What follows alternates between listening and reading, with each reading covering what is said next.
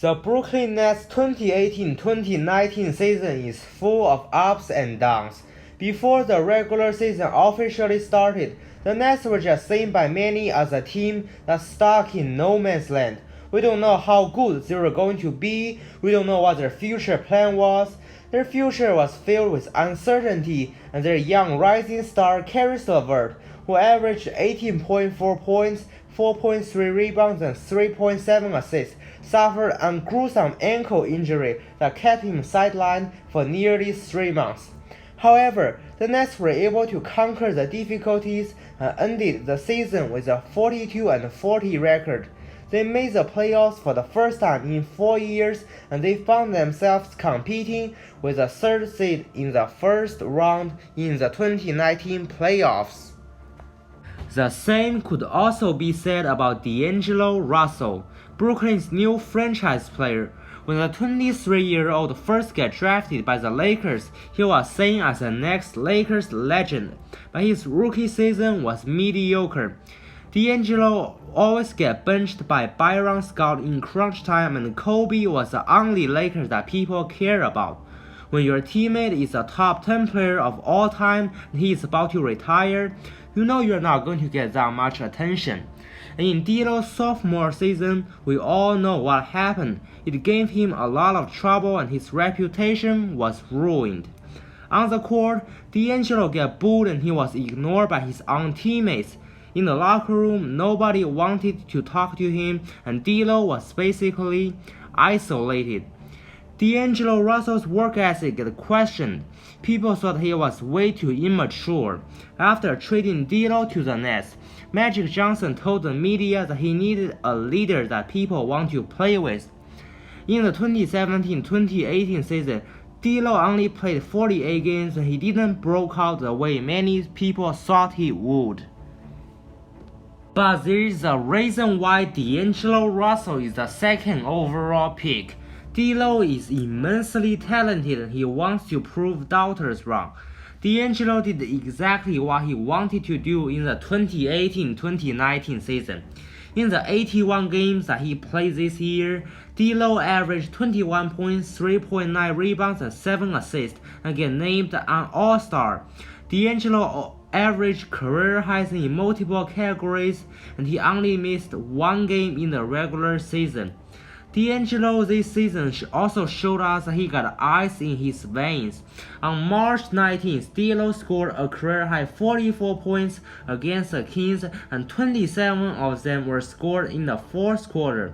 The Kings were up by 24 points at the start of the fourth quarter, and it's D'Lo who stepped up and led the Nets to the victory. On February 23rd, D'Lo scored 40 points to celebrate his 23rd birthday. Russell scored 12 points in the last 3 minutes of the game that helped the Nets take the W. On January 18th, D'Lo had another 40-point game against the Magic. The way D'Lo ends the game is just iconic, a beautiful step-back 3. The Brooklyn Nets only won 3 more games than the Charlotte Hornets did. If DAngelo Russell didn't play as well as he did in the regular season, the Nets wouldn't be in the playoffs. If DAngelo Russell isn't as clutch as he was in the regular season, the Nets will still be rebuilding. Then let's spend a couple of seconds breaking down DAngelo's game. D'Lo is definitely Brooklyn's most important and best player. Russell has the second highest assist percentage in the league, which means over 41% of the field goals were assisted by DAngelo when he's on the court. And he also ranked top 20s in offensive box spots minus and field goals made. D'Lo's strength is obvious, his shooting ability and ball handling ability. D'Lo attempts nearly 8 threes a game. He shot 36.9% from beyond the arc. He has a quick release and it's very hard to block his shot. D'Lo is also a mid-range assassin. He shot 47.1% from the left block and 49.8% from the left elbow. D'Lo is even the NBA's leading scorer from the left elbow. DAngelo Russell is not the quickest nor the most explosive player on the court, which is one of the reasons why he runs so many pick and rolls. DAngelo Russell ranked second among pick-and-roll ball handlers in terms of frequency. Only Kemba Walker had more on-ball screens set for him this season. D'Lo is very hard to guard in pick-and-roll situations because he's unpredictable and versatile. If you go under the screen, D'Lo can just pull up for three. Most notably, though, he drew 34.9% of the nearly 5 pull-up triples he launched per game. If you fight over a screen, D'Lo can just take a mid-range jumper or a floater. D'Lo is a good passer and he has nice court vision. He can either kick the ball out to Joe Harris, who shot 47.4% from beyond the arc, or find a roll man. Even though DAngelo Russell made the All-Star game this season, he is still a flawed player and his game has many holes that he needs to fix. The first thing I want to talk about is DAngelo's inability to finish around the rim and his unwillingness to attack.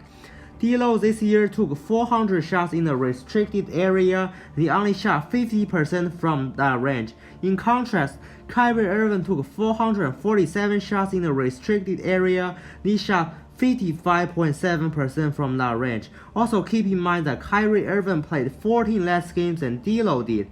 Steph Curry took 304 shots in the restricted area. He shot 58.9% from that range. Russell Westbrook took 632 shots in the restricted area. He shot 57.9% from the range. As you can see, top guards in the league like to attack the rim and they were capable of finishing, while D'Lo is always trying to stay away from the area, which is why he only averaged 2.5 free throws per game.